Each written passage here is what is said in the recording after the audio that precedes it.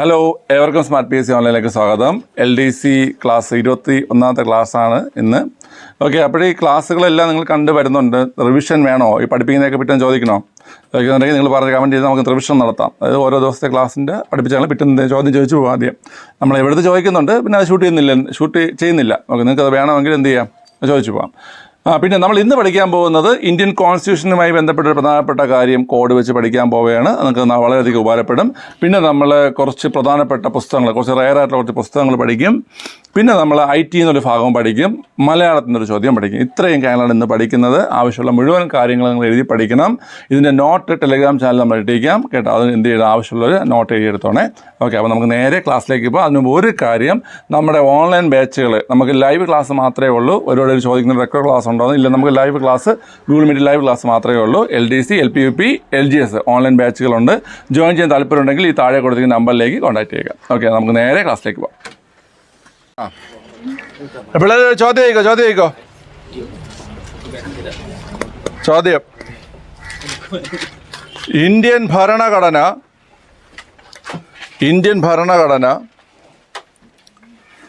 ബ്രിട്ടനിൽ നിന്നും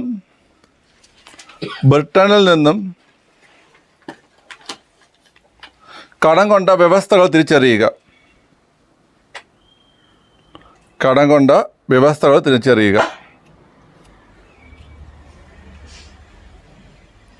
ഓക്കെ, അതായത് 4 ഓപ്ഷനാണ്. ഓരോ ഓപ്ഷനിലും ഓരോ ജോഡികളുണ്ട് കേട്ടോ. അതിൽ ഏത് ജോഡിയാണ് ശരിയായി ബ്രിട്ടനിൽ നിന്ന് കടം കൊണ്ടെന്ന് എഴുതണം.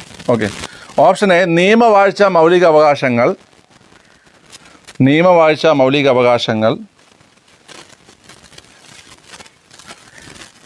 ഓപ്ഷൻ ബി പാർലമെൻ്ററി ഭരണ സമ്പ്രദായം നിയമവാഴ്ച.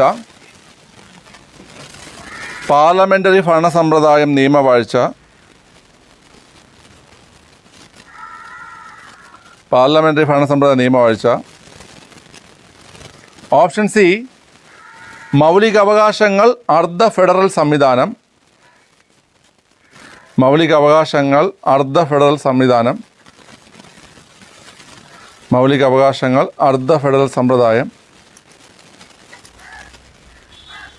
ഓപ്ഷൻ ഡി അവശിഷ്ടാധികാരങ്ങൾ റിപ്പബ്ലിക്.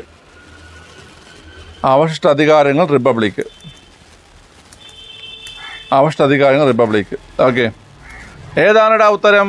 എയോ, ബിയോ, സിയോ, ഡിയോ? Option B. ഓക്കെ, നമുക്ക് ഓപ്ഷൻസ് ഒന്ന് നോക്കിയാലോ. ഓപ്ഷൻ എ നിയമവാഴ്ച നമ്മൾ എവിടെ നിന്നാണ് അടുത്തത്? ബ്രിട്ടൻ. എന്നാൽ മൗലിക അവകാശങ്ങൾ അമേരിക്ക. അപ്പോൾ അത് രണ്ടും നോക്കിക്കുമ്പോഴേ രണ്ടും ബ്രിട്ടനിൽ നിന്നല്ല. ഓക്കെ, അടുത്ത ഓപ്ഷൻ ബി പാർലമെൻ്ററി ഭരണ സമ്പ്രദായം എവിടെ നമ്മൾ അവിടുത്തെ? ബ്രിട്ടൻ. നിയമവാഴ്ച എവിടെ നിന്നാ? ബ്രിട്ടനിൽ തന്നെയാണ്. ഓക്കെ, അടുത്ത ഓപ്ഷൻ സി മൗലിക അവകാശം നമ്മൾ എവിടെ നിന്നാണ് അവിടുത്തെ? അമേരിക്കയിൽ നിന്നാണ് നമ്മൾ കടമെടുത്തത്. ഓക്കെ, എന്നാൽ അർദ്ധ ഫെഡറൽ സമ്പ്രദായം എവിടെ നിന്നാണ് കടമെടുത്തത്? അർദ്ധ ഫെഡറൽ സമ്പ്രദായം കടമെടുത്തിരിക്കുന്നത് എവിടെ നിന്നാണ്? കാനഡയിൽ നിന്നാണ് നമ്മൾ കടമെടുത്തിരിക്കുന്നത്. ഓക്കെ, അതുപോലെ ഓപ്ഷൻ ഡി അവശിഷ്ടാധികാരങ്ങൾ എവിടെ നിന്നാ? കാനഡ. ഓക്കെ, റിപ്പബ്ലിക് നാശം കടത്തിക്കുന്നത് എവിടെ നിന്നാണ്? ഫ്രാൻസ്. അപ്പോൾ ഈ 4 ഓപ്ഷനിൽ രണ്ടും ബ്രിട്ടൻ വരുന്നത് ഏതിലാണ്? ഓപ്ഷൻ ബി ആണ്. ഓപ്ഷൻ ബി പാർലമെൻ്ററി ഭരണ സമ്പ്രദായവും നിയമവാഴ്ചയും. ഓക്കെ, അപ്പം നമ്മൾ പഠിക്കാൻ പോകുന്നത് ബ്രിട്ടീഷ് ഭരണഘടനയിൽ നിന്ന് ഇന്ത്യൻ ഭരണഘടനയിലേക്ക് കടമെടുത്ത പ്രധാനപ്പെട്ട ആശയങ്ങളാണ്. ഓക്കെ ആണല്ലോ. ഇതൊരു കോഡ് വെച്ചാണ് പഠിക്കാൻ പോകുന്നത്. പണ്ട് പോലെ ഒരു കോഡുണ്ട് അത് പഠിക്കാൻ വേണ്ടിയിട്ട്. ഓക്കെ, ആ കോഡ് വെച്ചിട്ടാണ് പഠിക്കാൻ പോകുന്നത്. 11 പ്രധാനപ്പെട്ട കാര്യങ്ങളുണ്ട് ഇത് പഠിക്കാൻ. മനസ്സിലായല്ലോ. അതിനുമുമ്പ് ഒരു കാര്യം പറഞ്ഞുതരാം. ലോകത്തിലെ ആദ്യത്തെ അവകാശ പത്രം എന്നറിയപ്പെടുന്ന ഏതാ? ലോകത്തിലെ അവകാശ പത്രം എന്നറിയപ്പെടുന്നത് മാഗ്ന കാർട്ടയാണ്. ഈ മാഗ്ന കാർട്ട ഒപ്പുവെച്ച സ്ഥലം പറഞ്ഞേ.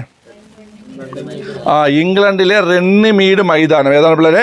ഇംഗ്ലണ്ടിലെ റണ്ണിമീഡ് മൈതാനത്തിൽ വെച്ചിട്ടാണ് മാഗ്ന കാർട്ട എന്ത് ചെയ്തത്? ഒപ്പുവെച്ചത്. മാഗ്ന കാർട്ട ഒപ്പുവെച്ച തീയതി അറിയോ? 1215 ജൂൺ 15. ഹേബിയസ് കോർപ്പസ് നിയമം ആദ്യമായി ഉപയോഗിക്കപ്പെട്ട നിയമസംഹിതയാണ് ഏത്? Magna Carta. ഹേബിയസ് കോർപ്പസ് നിയമം ആദ്യമായി ഉപയോഗിക്കപ്പെട്ട നിയമസംഹിത ഏതാണ്? മാഗ്ന കാർട്ടയാണ്. ഓക്കെ, അപ്പോൾ ഒന്ന് പറഞ്ഞുതരാം. ലോകത്തിലെ ആദ്യത്തെ അവകാശ പത്രം ഏതാണ്? Magna Carta. ലോകത്തിലെ ആദ്യത്തെ അവകാശ പത്രം ഏതാണ് പിള്ളേരെ? മാഗ്ന കാർട്ടയാണ്. മാഗ്ന കാർട്ട ഒപ്പുവെക്കേണ്ട സ്ഥലം റണ്ണിമീഡ് മൈതാനം, ഇംഗ്ലണ്ടാണ്. ഓക്കെ, ഇത് ഒപ്പുവെച്ച തീയതി എന്ന് പറഞ്ഞു 1215 ജൂൺ 15. ഹേബിയസ് കോർപ്പസ് നിയമം ആദ്യമായി ഉപയോഗിക്കപ്പെട്ട നിയമസംഹിത ഏതാണ്? Magna Carta. അത്ര മനസ്സിലായല്ലോ. ഓക്കെ, ഇനി നമ്മൾ ബ്രിട്ടീഷ് ഭരണഘടനയിൽ നിന്ന് ഇന്ത്യൻ ഭരണഘടനയിലേക്ക് കടമെടുത്ത ആശയങ്ങൾ. ഓക്കെ, ഞാൻ ഒന്ന് പറഞ്ഞു തന്നിട്ട് ഞാൻ എൻ്റെ കോഡ് പറഞ്ഞുതരാം. ഓക്കെ, ആശയങ്ങൾ ഏതൊക്കെയാണെന്ന് വെച്ച് കഴിഞ്ഞാൽ ഏക പൗരത്വം. ഏതാണ് ഏക പൗരത്വം? ക്യാബിനറ്റ് സമ്പ്രദായം. ഏതാണ് ക്യാബിനറ്റ് സമ്പ്രദായം? റിട്ടുകൾ. എന്താണ് റിട്ടുകൾ? ദി മണ്ഡലസഭ. എന്താണ് ദി മണ്ഡലസഭ? തെരഞ്ഞെടുപ്പ് സംവിധാനം. എന്താണ് തെരഞ്ഞെടുപ്പ് സംവിധാനം? കൂട്ടുത്തരവാദിത്വം. എഴുതണ്ട കൂട്ടുത്തരവാദിത്വം. എന്താണ് കൂട്ടുത്തരവാദിത്വം? CAG സ്പീക്കർ, രാഷ്ട്രത്തലവന് നാമമാത്രമായ അധികാരം, പാർലമെന്ററി ഭരണ സമ്പ്രദായം, നിയമവാഴ്ച. ഇതൊക്കെയാണ് നമ്മൾ എവിടെ നിന്ന് കടമെടുത്തത്? വിട്ട് നമ്മൾ ഇങ്ങനെ പഠിച്ച് നമ്മൾ ഓർക്കോ? നമ്മളിതിങ്ങനെ പഠിക്കുന്നില്ല. നമ്മളൊരു കോഡ് വെച്ചാണ് ഇത് പഠിക്കാൻ പോകുന്നത്. ആ കോഡാണ് ഇവിടെ പറയാൻ പോകുന്നത്. ആ കോഡ് നിങ്ങൾ എഴുതണം. മനസ്സിലായല്ലോ? ഞാൻ ഓരോ വരിയായിട്ട് പറയുന്ന സമയത്ത് നിങ്ങൾ എന്ത് ചെയ്യണം? എഴുതണം. ഓക്കെ, എഴുതിക്കോ. ബ്രിട്ടനിലെ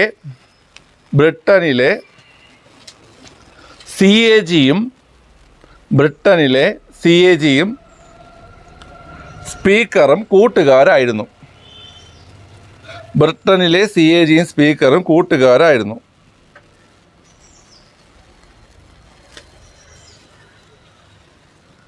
ഓക്കെ, അവർ തിരഞ്ഞെടുത്തത്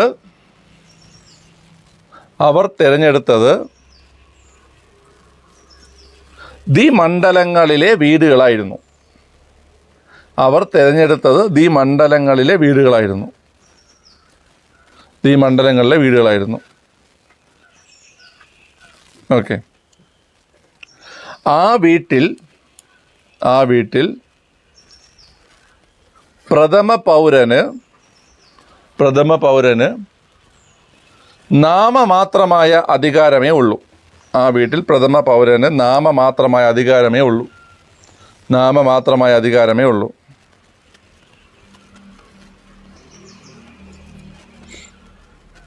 ഓക്കെ, അതിനാൽ അവർ റിട്ട് നൽകി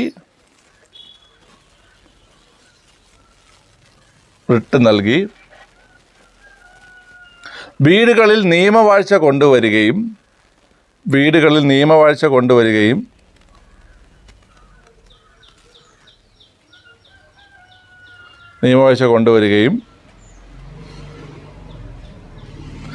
ക്യാബിനറ്റ് സിസ്റ്റവും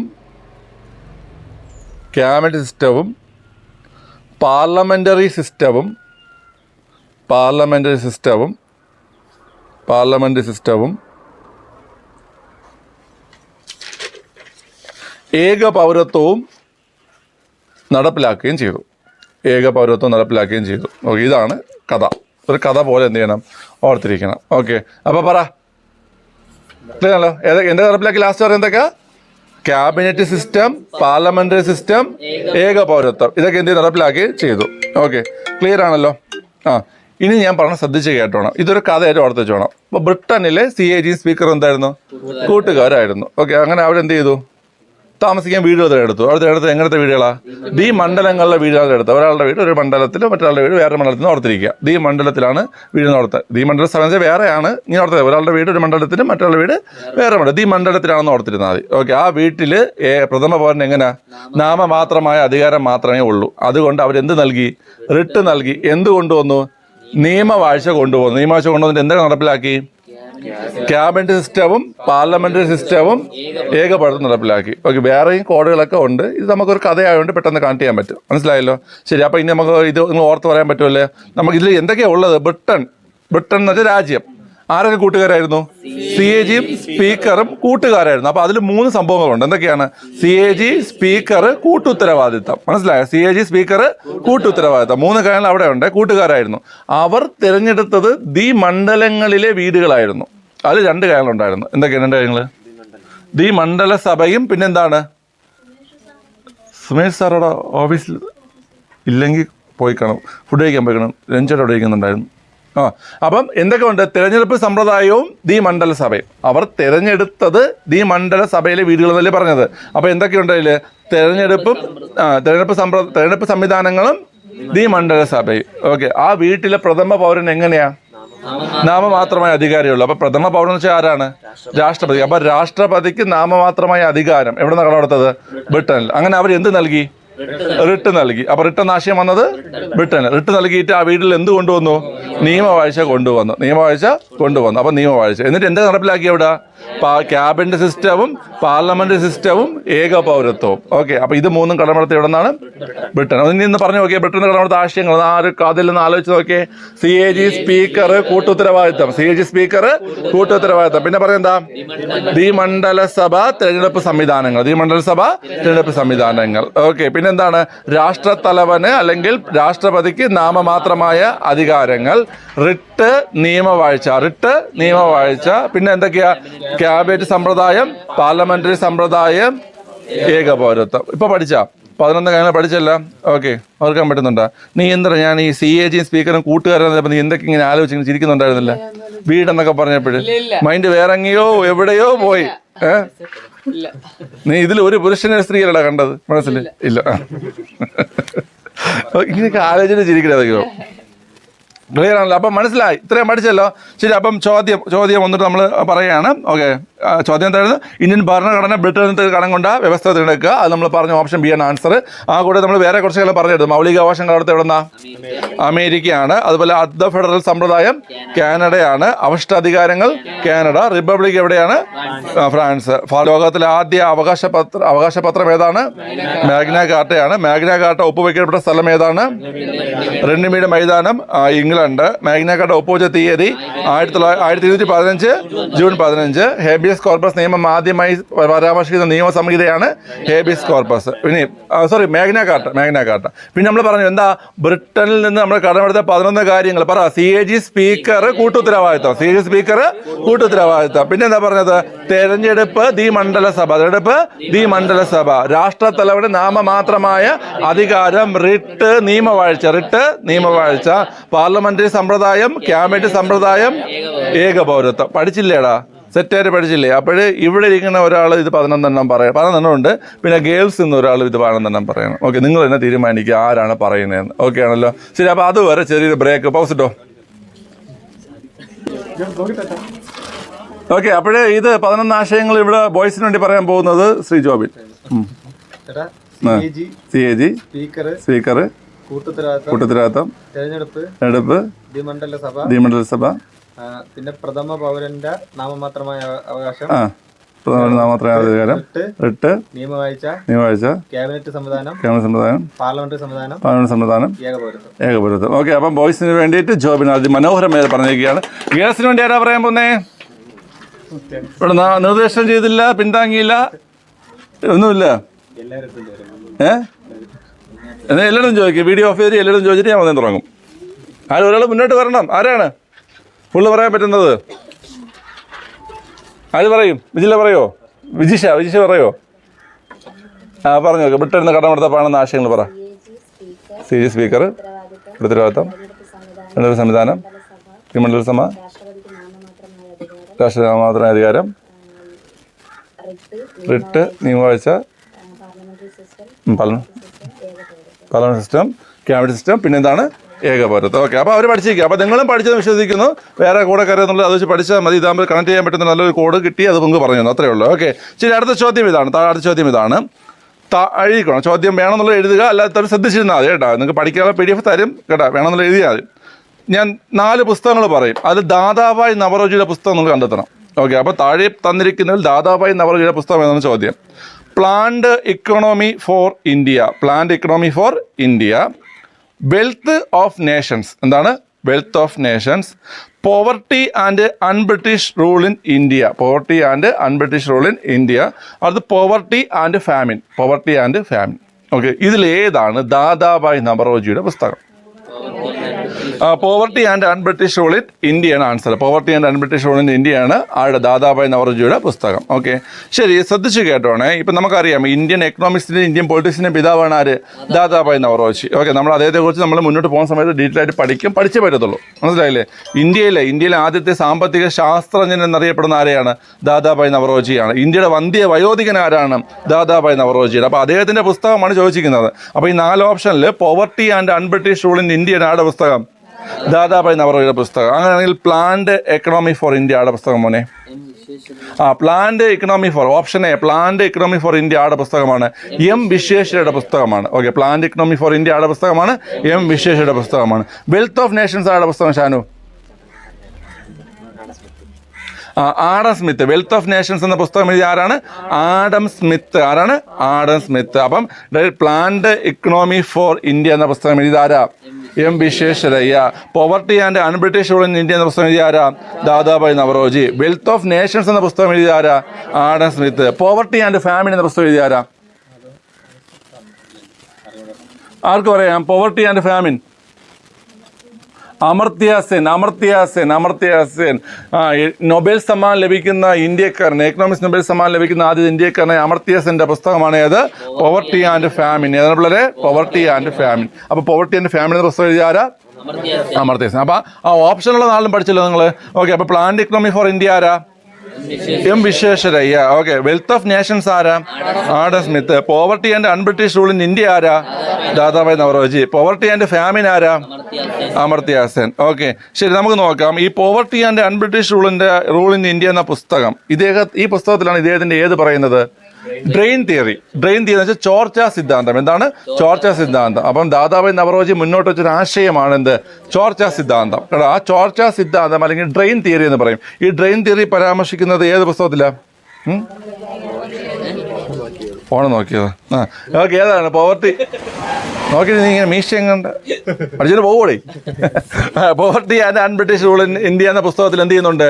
ഈ പറഞ്ഞ ചോർച്ചാ സിദ്ധാന്തം പറയുന്നുണ്ട്. എൻ്റെ ചോദ്യം ഇതാണ്, ആർക്ക് പറയാൻ പറ്റും ഈ poverty and unBritish rule in India എന്ന പുസ്തകം ഇദ്ദേഹം എഴുതിയ വർഷം ഏതാ? വർഷം ഏതാ? ആരും പറഞ്ഞില്ലേടാ? ഏകദേശം 10 സെക്കൻഡ് ഇങ്ങനെ വെച്ചോണ്ടിരിക്കുന്നത്. 1901. ഏതാണ്? നിങ്ങൾ മുന്നിൽ ഉത്തരം ഉണ്ടായിരുന്നു. ഓക്കെ, വീഡിയോ കണ്ടോണ്ടിങ്ങനെ കണ്ടായിരുന്നു. ഇങ്ങനെ വെച്ചോണ്ടിരിക്കുന്നു 1901. 1901. അപ്പൊ poverty and unBritish rule in India എന്ന പുസ്തകം ഏത് വർഷമാണ്? 1901. അടുത്ത് on the commerce of India എന്ന പുസ്തകം എഴുതിയ ആരാ? On the commerce of India എന്ന പുസ്തകം എഴുതിയ ആരാ? ദാദാഭായ് നവറോജി. അപ്പോൾ ദാദാഭായ് നവറോജി മറ്റൊരു പുസ്തകം ഇതൊക്കെ എഴുതി വെച്ചോണം. On the commerce of India എന്ന പുസ്തകം ഇന്നലത്തെ നോട്ട് ഇട്ടാടാ? ഇട്ടില്ലല്ലേ? നാളെ തൊട്ട് നീയൊക്കെ നോട്ട് ഇടണ്ട. Okay, on the commerce of India എന്ന പുസ്തകം എഴുതിയ ആരാ? Dadabhai Naoroji. The wanted and means of India എന്ന പുസ്തകം എഴുതിയ ആരാ?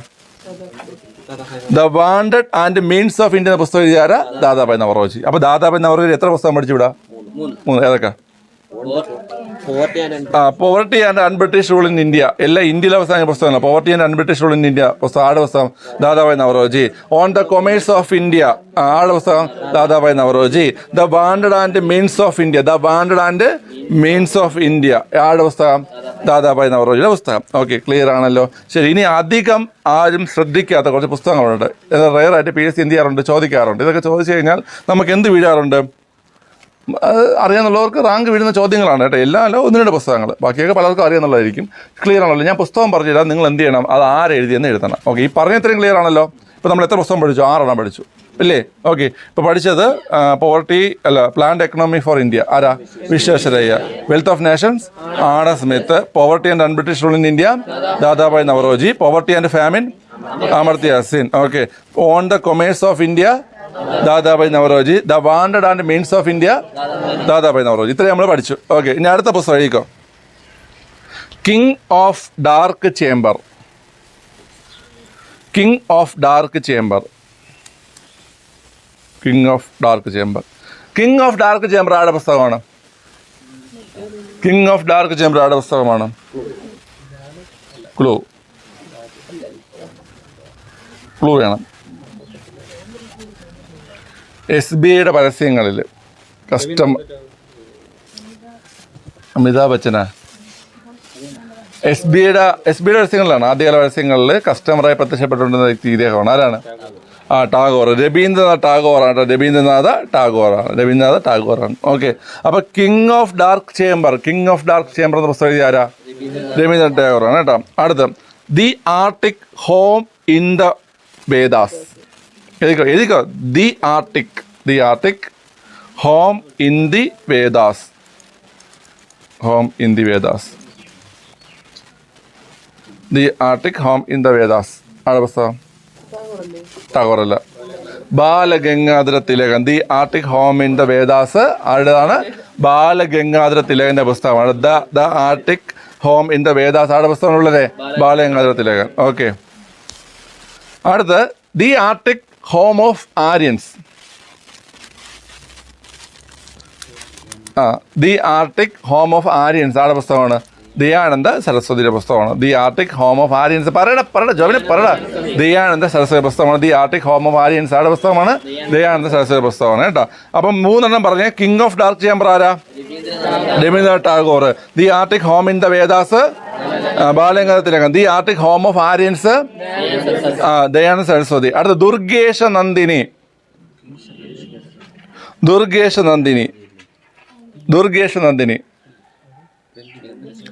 നമ്മുടെ ദേശീയ ഗീതമായ വന്ദേ മാതരം എഴുതിയ, ആനന്ദമഠം എഴുതിയ ബങ്കിം ചന്ദ്ര ചാറ്റർജിയുടെ നോവലാണ് ഏത്?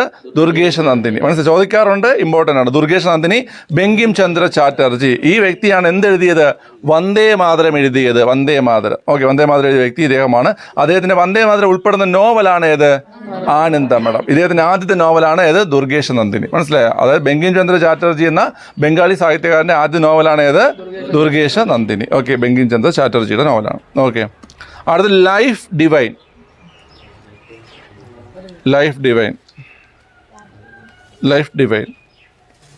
ഒന്ന് പൗസ് ചെയ്തേ. ലൈഫ് ഡിവൈൻ എന്ന പുസ്തകം എഴുതിയാരാ? അരബിന്ദോ ഘോഷ്. ആരാണ് പിള്ളേരെ? അരബിന്ദോ ഘോഷ്. അരബിന്ദോ ഘോഷാണ് അരബിന്ദോ ഘോഷാണ്? നമ്മൾ പറയണ മൊത്തം തെറ്റാണ്. നമ്മൾ അതിനെ അരബിന്ദാക്കി, വായാക്കി, അരവിന്ദ് ഘോഷ് എന്നാക്കി. പിന്നെ പഠിച്ച് അത് അരബിന്ദായി. മനസ്സിലായോ? കാരണം നമ്മൾ രവീന്ദ്രനാഥ് ടാഗോർ എന്നല്ലേ പണ്ട് പഠിച്ചത്. അതല്ല, രബിയാണ്, ബായാണ്. രവീന്ദ്രനാഥ ടാഗോർ എന്നാണ്. അതുപോലെ അരവിന്ദ ഘോഷ് അല്ല, അരബിന്ദോ ഘോഷ് എന്നാണ് കേട്ടോ. അരബിന്ദോ ഘോഷ്. ഓക്കെ, അപ്പം ലൈഫ് ഡിവൈൻ എന്ന പുസ്തകം എഴുതിയ ആരാ? അരബിന്ദോ ഘോഷ്. ഓക്കെ, അടുത്ത് the history of international Congress. The history of international Congress അല്ലെങ്കിൽ കോൺഗ്രസിൻ്റെ ചരിത്രം ആരാണ്? Pattabhi Sitaramayya. The history of international Congress അല്ലെങ്കിൽ കോൺഗ്രസിൻ്റെ ചരിത്രം ആരുടെ? പറയടാം. Pattabhi Sitaramayya. The history of international Congress, Pattabhi Sitaramayya. ഒരു പുസ്തകം കൂടെ ഉള്ളൂ ആ ഭാഗത്തുനിന്നേ പഠിക്കാൻ. ഓക്കെ, ചോദിക്കട്ടോ. Why I am a socialist. Why I am a socialist. Why I am Hindu ആണ് ശശി തരൂര്. അല്ല, why I am a socialist. Annie Besant. ചോബി എന്തോടാ റാങ്ക് മേക്കിംഗ് ചോദ്യം എല്ലാം പഠിച്ചു വെച്ചിരിക്കുകയാണ് കേട്ടാ. Why I am a socialist ആരാണ്? Annie Besant. മനസ്സിലായല്ലോ? Why I am a socialist, Annie Besant. അപ്പോൾ അത്രേ ഉള്ളൂ. ഓക്കെ, അപ്പോൾ ഇപ്പം നമ്മൾ പറഞ്ഞ കൃതിയിലെ ഒന്നുകൂടെ പറഞ്ഞുതരാം.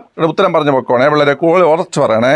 King of dark chamber Rabindranath Tagore. The Arctic home in the Vedas Balagangadhara Tilak. The Arctic home of Aryans Dayananda Saraswati. The Arctic home of Aryans ആരാണ് പിള്ളേരെ? ദയാനന്ദ സരസ്വതി. ദുർഗേശ നന്ദിനി, ബങ്കിം ചന്ദ്ര ചാറ്റർജി. ഓക്കെ, അതുപോലെ life divine Aurobindo Ghosh. Okay, അതുപോലെ കോൺഗ്രസിന്റെ ചരിത്രം Pattabhi Sitaramayya. Why I am a socialist, Annie Besant. Okay, അപ്പോൾ തുടക്കം മുതൽ ഇപ്പോൾ പഠിപ്പിച്ച എത്രയും പുസ്തകങ്ങൾ ഓക്കെ പറയാൻ പറ്റുമല്ലോ നിങ്ങൾക്ക്? ക്ലിയർ ആണല്ലോ? അപ്പോൾ ഓരോരുത്തർക്കും ചോദ്യം ഉണ്ടാവും കേട്ടോ. ശരി, അപ്പോൾ വീഡിയോ ഒന്ന് പോസ് ചെയ്തോ. ശരി, അപ്പോൾ പുസ്തകങ്ങൾ ചോദിക്കട്ടെ.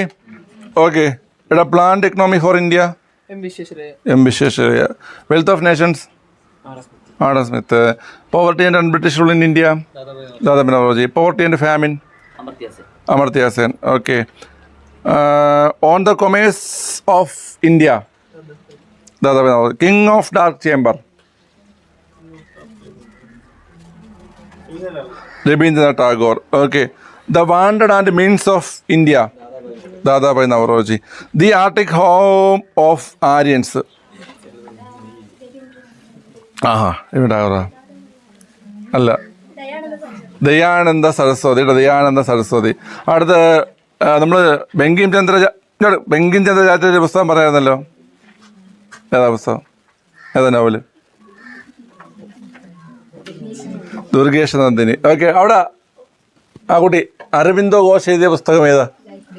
Life divine. ആരാ ചോദിച്ചിട്ടുണ്ടായിരുന്നു എന്തായാലും ആ കുട്ടിയാണോ സാറിൻ്റെ വൈഫ് എന്ന്? ആ കുട്ടിയാണ് സാറിൻ്റെ വൈഫ്. ഓക്കെ, അടുത്ത് കോൺഗ്രസിൽ ബുക്കിൽ അല്ല ബുക്ക് നീ എല്ലാം ചോദിക്കട്ടെ എൻ്റെ അടുത്ത്. കോൺഗ്രസിന് ചരിത്രം പട്ടാഭി സീതാരാമയ്യ. ഓക്കെ, ആനി ബസിൻ്റെ പുസ്തകം പറ രേഷ്മ. ബയ്യാം സോഷ്യസ്. ഇനി എത്ര പേരുണ്ട്? ഇത്രയും പേരുണ്ട്. ഒരാൾ ഫുള്ള് പുസ്തകങ്ങളും പറയണം. ആര് പറയും? രശ്മി പറയും. രശ്മി ചോദിക്കണം, ഉറച്ച് പറഞ്ഞോണേ. മൈക്കങ്ങ് വേണോ? ചോദ്യം. Okay, planned economy for India. വേറെ പറഞ്ഞു കൊടുക്കണ്ട. Poverty and famine. എല്ലാം പോയി. Amartya Sen. Poverty and unBritish rule in India. Okay, wealth of nations. കോൺഗ്രസിന്റെ ചരിത്രം. Okay, why I am a socialist. Durgesh Nandini. Life divine. Okay, on the commerce of India. Okay, king of dark chamber. The Arctic home in the Vedas. Vedas Balagangadhara Tilak കേട്ടോ. വേദാസ് ബാലഗംഗാധര തിലകനും home of Aryans Dayananda Saraswati. Okay, Durgesh Nandini. Okay, the wanted and means of India. Dadabhai Naoroji. Okay, എല്ലാം പഠിച്ചിരിക്കുകയാണ്. അടുത്ത I T എന്നുള്ളൊരു ഭാഗമാണ്. Okay, ശരി. കമ്പ്യൂട്ടറിനെ നിയന്ത്രിക്കാൻ വേണ്ടി ഉപയോഗിക്കുന്ന കൃത്രിമ ഭാഷ പറയുന്ന പേരെന്താ?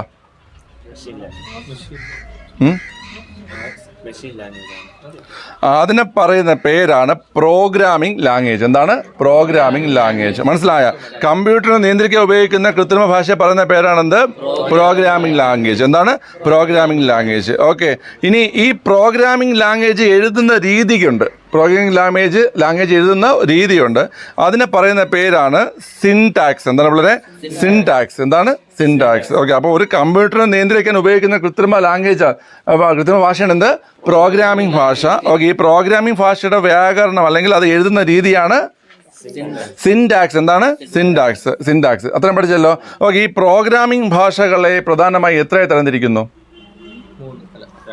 രണ്ടായി തരംതിരിക്കുന്നു. മനസ്സിലായ? പ്രോഗ്രാമിംഗ് ഭാഷകൾ എത്ര തരംതിരിക്കുന്നു? രണ്ടായി തരംതിരിക്കുന്നു. ഏതൊക്കെയാണ്? ലോ ലെവൽ ലാംഗ്വേജും അതും അറിയാം. ഇല്ല, ഏത്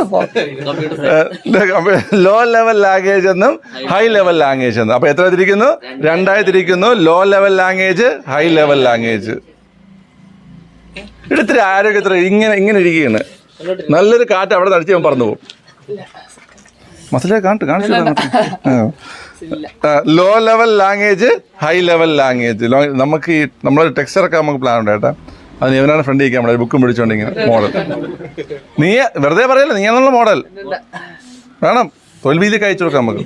തൊൽ വാർത്തക്കൊക്കെ. ഓക്കെ, എടാ ലോ ലെവൽ ലാംഗ്വേജ് എത്ര തരത്തിലുണ്ട്?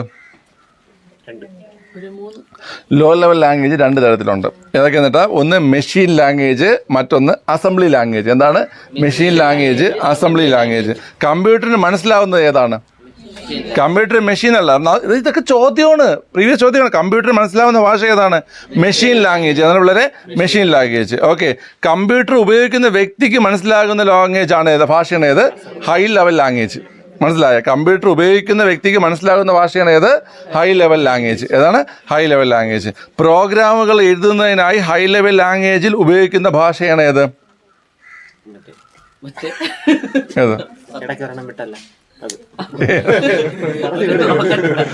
ഏത്? എടാ ഇംഗ്ലീഷ്. എടാ എന്ത് പടയൂര് ഇംഗ്ലീഷ്. എന്താണ്? ഇംഗ്ലീഷ്. ഓക്കെ, ഇത് സിമ്പിൾ. നിങ്ങൾ ഇങ്ങനെ ഇത് കുറച്ച് വൺ വേർഡ് ചോദ്യങ്ങൾ. ഐ ടി ഒക്കെ നമുക്ക് സ്റ്റേറ്റ്മെന്റ് വരുമെന്നല്ല, പക്ഷേ പഠിച്ചു തുടങ്ങുമ്പോൾ നിങ്ങൾ വൺ വേർഡ് ചോദ്യത്തിൽ ജസ്റ്റ് ഒന്ന് ഓർത്തിരുന്നത്, ഈ പറഞ്ഞ പോയിന്റ്സ് ജസ്റ്റ് ഒന്ന് ഓർത്തിരുന്നത് നമ്മൾ മുന്നോട്ട് പോകുമ്പോൾ കുറച്ച് ഡീറ്റെയിൽ ആയിട്ട് പഠിക്കും. ഇത്രേ ഉള്ളൂ. അപ്പോൾ കമ്പ്യൂട്ടർ നിയന്ത്രിക്കാൻ ഉപയോഗിക്കുന്ന കൃത്രിമ ഭാഷയാണ് പ്രോഗ്രാമിംഗ് ലാംഗ്വേജ്. എന്താണ്? Programming language. Okay, programming language എഴുതുന്ന രീതിയാണ് സിൻടാക്സ്. പ്രോഗ്രാമിംഗ് ലാംഗ്വേജ് എഴുതുന്ന രീതിയാണ് എന്ത്? സിൻടാക്സ്. ഓക്കെ, പ്രോഗ്രാമിംഗ് ലാംഗ്വേജുകളെ പ്രധാനമായി എത്രയായി തരംതിരിച്ചിരിക്കുന്നു? രണ്ടായി തരംതിരിച്ചിരിക്കുന്നു. എത്രയായി തിരിച്ചിരിക്കുന്നു? രണ്ടായി തരംതിരിച്ചിരിക്കുന്നു. അത് ഒന്ന് ലോ ലെവൽ ലാംഗ്വേജ്, മറ്റൊന്ന് ഹൈ ലെവൽ ലാംഗ്വേജ്. ഈ ലോ ലെവൽ ലാംഗ്വേജിനെ എത്ര തിരിച്ചിരിക്കുന്നു? രണ്ടായി തിരിച്ചിരിക്കുന്നു. ഒന്ന് മെഷീൻ ലാംഗ്വേജ് എന്നും മറ്റൊന്ന് അസംബ്ലി ലാംഗ്വേജ് എന്നും. മെഷീൻ ലാംഗ്വേജ് എന്നും അസംബ്ലി ലാംഗ്വേജ് എന്നും. ഇതിൽ കമ്പ്യൂട്ടറിന് മനസ്സിലാവുന്ന ലാംഗ്വേജ് ഏതാ? Machine language. കമ്പ്യൂട്ടറിന് മനസ്സിലാവുന്ന ലാംഗ്വേജ് ഏതാണ്? Machine language. കമ്പ്യൂട്ടർ ഉപയോഗിക്കുന്ന വ്യക്തിക്ക് മനസ്സിലാവുന്ന ലാംഗ്വേജ് ആണ് ഏത്? High level language. ഏതാണ് പിള്ളേരെ? High level language. ഓക്കെ, അത് നമ്മൾ പ്രോഗ്രാമിൻ്റെ അതുമായി ബന്ധപ്പെട്ട കാര്യങ്ങളൊക്കെ നമ്മൾ കാണുന്ന ഏതിലാണ്? High level. എന്താടാ ഈ കുളിക്കണം? High level language. എന്താണ് വളരെ? High level language. ഓക്കെ, പ്രോഗ്രാമുകൾ എഴുതുന്നതിനായി ഹൈ ലെവൽ ലാംഗ്വേജിൽ ഉപയോഗിക്കുന്ന ഭാഷയാണ് ഏത്? ഏതാണ്? ഇംഗ്ലീഷ്. ഓക്കെ, ഇനി ഈ ഹൈ ലെവൽ ലാംഗ്വേജ് എഴുതുന്ന പ്രോഗ്രാമിനെ വിളിക്കുന്ന പേരാണ് സോഴ്സ് കോഡ്. എന്താണ്? Source code. High level language എഴുതുന്ന പ്രോഗ്രാമിനെ വിളിക്കുന്ന പേരാണെന്ത്? Source code. ഓക്കെ, ഈ ചോദ്യം നിങ്ങൾക്ക് ഒന്നുകൂടെ വേണം. ഓക്കെ, പറഞ്ഞത് ചോദ്യം ഞാൻ ചോദിക്കുക, നിങ്ങൾ ഉത്തരം വിളിച്ച് പറയണം. തെറ്റാതെ പറയണം. വേണ്ട. കമ്പ്യൂട്ടർ നിയന്ത്രിക്കാൻ ഉപയോഗിക്കുന്ന കൃത്രിമ ഭാഷ പ്രോഗ്രാമിംഗ് ലാംഗ്വേജ്. പ്രോഗ്രാമിംഗ് ലാംഗ്വേജ് എഴുതുന്ന രീതി സിൻടാക്സ്. പ്രോഗ്രാമിംഗ് ലാംഗ്വേജിന് എത്ര തിരിക്കുന്നു? രണ്ടായി തിരിക്കുന്നു. ഏതൊക്കെയാണ്? Low level language, high level language. Low level language എത്ര തരത്തിലുണ്ട്? രണ്ട് തരം. മെഷീൻ ലാംഗ്വേജും അസംബ്ലി ലാംഗ്വേജും. ഈ മെഷീൻ ലാംഗ്വേജും അസംബ്ലി ലാംഗ്വേജും, അതിൽ നിന്നൊരു ചോദ്യമുണ്ട്. ആ ചോദ്യമാണ് കമ്പ്യൂട്ടറിന് മനസ്സിലാവുന്ന ലാംഗ്വേജ് ഏത്? Machine language. കമ്പ്യൂട്ടർ മനസ്സിലാവുന്ന ലാംഗ്വേജ് ഏതാണ്? Machine language. കമ്പ്യൂട്ടർ ഉപയോഗിക്കുന്ന വ്യക്തിക്ക് മനസ്സിലാവുന്ന ലാംഗ്വേജ് ഏതാ? High level language. ഏതാണ്? High level language. പ്രോഗ്രാമുകൾ എഴുതുന്നതിനായി ഹൈ ലെവൽ ലാംഗ്വേജിൽ ഉപയോഗിക്കുന്ന ഭാഷ ഏതാ? ഇംഗ്ലീഷ് ആണ്. ഈ ഹൈ ലെവൽ ലാംഗ്വേജ് എഴുതുന്ന പ്രോഗ്രാമിനെ വിളിക്കുന്ന പേരെന്താ? Source code. എന്താണ് പിള്ളേരെ? Source code. എന്താണ്? Source code. മനസ്സിലായി? ചോദിക്കട്ടാ? ക്ലിയർ ആണല്ലോ? പറ. കമ്പ്യൂട്ടർ നിയന്ത്രിക്കാൻ ഉപയോഗിക്കുന്ന കൃത്രിമ ഭാഷ പ്രോഗ്രാമിംഗ് ലാംഗ്വേജ്. പ്രോഗ്രാമിംഗ് ലാംഗ്വേജ് എഴുതുന്ന രീതി സിൻടാക്സ്. പ്രോഗ്രാമിംഗ് ലാംഗ്വേജിന്റെ പ്രധാനം എത്ര തിരിക്കുന്നു മോനെ? രണ്ടായി തിരിക്കുന്നു. ഏതൊക്കെയാ? ലോ ലെവൽ എത്ര തിരിക്കുന്നു? ഏതൊക്കെ? അസംബ്ലിയും മെഷീൻ. ഇത് കമ്പ്യൂട്ടർ മനസ്സിലാവുന്നത്? കമ്പ്യൂട്ടർ ഉപയോഗിക്കുന്ന വ്യക്തിക്ക് മനസ്സിലാക്കുന്ന ഭാഷ ഹൈ ലെവൽ ലാംഗ്വേജ് എഴുതുന്നതിനായി ഉപയോഗിക്കുന്ന ഭാഷ അതായത് പ്രോഗ്രാമുകൾ എഴുതുന്നതിന് ഹൈ ലെവൽ ലാംഗ്വേജിൽ ഉപയോഗിക്കുന്ന ഭാഷ ഏതാണ്? ഇംഗ്ലീഷാണ്. ഹൈ ലെവൽ ലാംഗ്വേജ് എഴുതുന്ന പ്രോഗ്രാമിനെ വിളിക്കുന്ന പേര് സോഴ്സ് കോഡ്. ഓക്കെ, മനസ്സിലായ? ക്ലിയർ ആണല്ലോ? ശരി, ഒന്ന് പോസ് ചെയ്യാം. ചോദ്യം ഇതാണ്. പ്രേക്ഷകൻ എന്ന പദത്തിന്, അതായത് ഇക്ഷ വരുന്ന പദത്തിന്, പ്രേക്ഷകൻ എന്ന പദത്തിന് കാഴ്ചക്കാരൻ എന്നാണ് അർത്ഥം. മനസ്സിലായോ? പ്രേക്ഷകൻ, ഇക്ഷ വരുന്നത്. പ്രേക്ഷകൻ എന്ന പദത്തിന് കാഴ്ചക്കാരൻ എന്നാണ് അർത്ഥം. എന്നാൽ പ്രേക്ഷകൻ എന്ന പദത്തിന് എന്താണ് അർത്ഥം? ഞാൻ ഓപ്ഷൻ പറയുന്നത് മിനിറ്റായിരുന്നു. പറഞ്ഞയച്ചവൻ. എന്താണ്? പറഞ്ഞയച്ചവൻ, കേൾക്കുന്നവൻ, കാണുന്നവൻ, കാണപ്പെട്ടവൻ. പ്രേക്ഷകൻ എന്താണ്? പറഞ്ഞയച്ചവൻ. ഓക്കെ, അപ്പൊ അവിടെ കുട്ടി ശ്രദ്ധിക്കുന്നുണ്ടോ? പ്രേക്ഷകൻ ആരാ? ഇക്ഷ വന്നു കഴിഞ്ഞാൽ കാഴ്ചക്കാരൻ. ഇക്ഷ വന്നു കഴിഞ്ഞാൽ ഇക്ഷ വന്നു കഴിഞ്ഞാൽ കാഴ്ചക്കാരൻ. ഓക്കെ, ഇക്ഷ വന്നില്ലെങ്കിൽ പറഞ്ഞയച്ചവൻ. മനസ്സിലായ? ഓക്കെ, ഇക്ഷ വന്നു കഴിഞ്ഞാൽ കാഴ്ചക്കാരൻ, ഇക്ഷ വന്നില്ലെങ്കിൽ പറഞ്ഞയച്ചവൻ. ഓക്കെ, ക്ലിയർ ആണല്ലോ? ഇനി കുറച്ച് ഒറ്റ പദങ്ങളാണ്. സ്വീകരിക്കുന്ന ആൾ എന്തെന്ന് പറയും? സൂപ്പറാണ് നിങ്ങള്. സ്വീകരിക്കുന്ന ആള് സ്വീകർത്താവ്. പറയുന്ന ആൾ എന്തെന്ന് പറയും?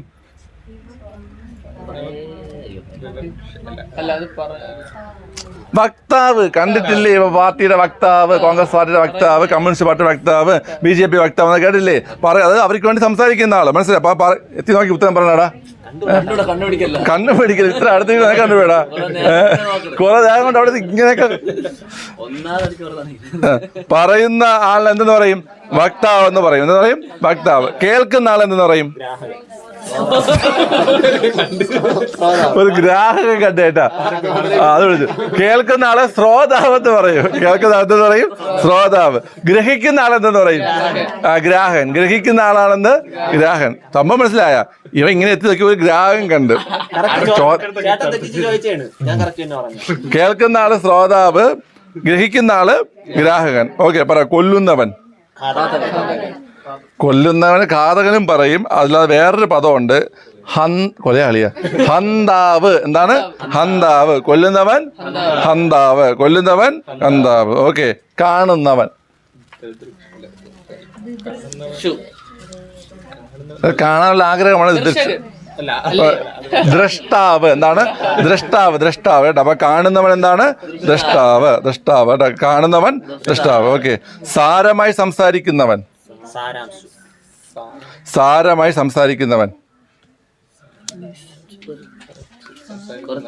സാരമായി സംസാരിക്കുന്നവൻ. ഒരു നവോത്ഥാന നായകന്റെ പേരിന്റെ തുടക്കം അങ്ങനെയാണ്. വാഗ്മി. ജോവിന് അതും അറിയാം. വാഗ്മി ഏതാണ്? വാഗ്മി. സാരമായി സംസാരിക്കുന്നവൻ വാഗ്മി. സാരമായി സംസാരിക്കുന്നവൻ വാഗ്മി. ലാസ്റ്റ് ചോദ്യം. അധികം സംസാരിക്കുന്നവൻ. നിന്നെയൊക്കെ പോലെ വാചാലൻ. അധികം സംസാരിക്കുന്നവൻ വാചാലൻ. ഓക്കെ. അധികം സംസാരിക്കുന്നവൻ വാചാലൻ. ഓക്കെ. അപ്പൊ നമുക്കൊന്നുകൂടെ നോക്കാം. ഇവിടെ പ്രേക്ഷകൻ പറ. പ്രേക്ഷകൻ. ഇവിടെ ഇക്ഷ വന്നു കഴിഞ്ഞാൽ ക. ഇക്ഷ വന്നാൽ ക. എന്താണ്?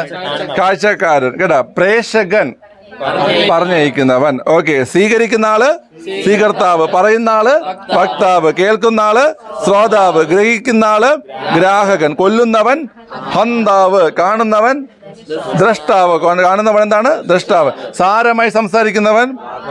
സാരം കുറച്ച് എന്നെ പോലെ കുറച്ച് വളരെ ആവശ്യമായ അവൻസ് മാത്രം പറയുന്ന എന്തായിരിക്കുന്നത്.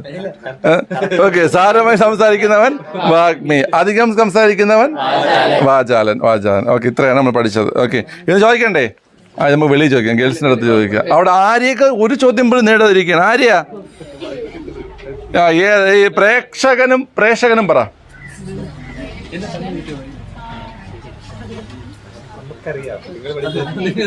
പ്രേക്ഷകൻ പറഞ്ഞിരിക്കുന്നവൻ.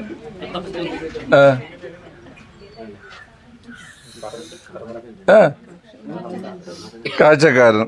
ഓക്കെ. അത് നമ്മൾ ഈ TV കാണുന്ന ആൾക്കാർ നമ്മൾ പ്രേക്ഷകർ എന്നല്ലേ പറയുന്നത്? പ്രേക്ഷകൻ. ഓക്കെ. ശരി. അവിടെ ആൻസി, ഈ സാരമായി സംസാരിക്കുന്നവർ എന്തെന്ന് പറയും? വാഗ്മി. ഓക്കെ. അധികം സംസാരിക്കുന്നത് എന്തെന്ന് പറയും? വാചാലൻ. നീ ഇതിലേതാണ്? വാചാലൻ. ഓക്കെ. ശരി. അവിടെ പേര് നയന. ഇവിടെ എന്താ സംസാരം? അൽഫാം കഴിക്കാൻ പോണോ അല്ലേ?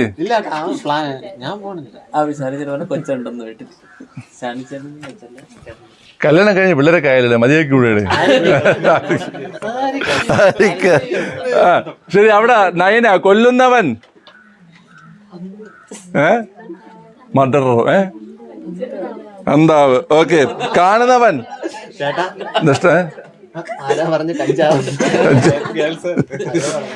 എടാ നീയൊക്കെ ബുക്കിൽ നോക്കിയാണ്ടോ നീയൊക്കെ ഉത്തരം പറയണത്?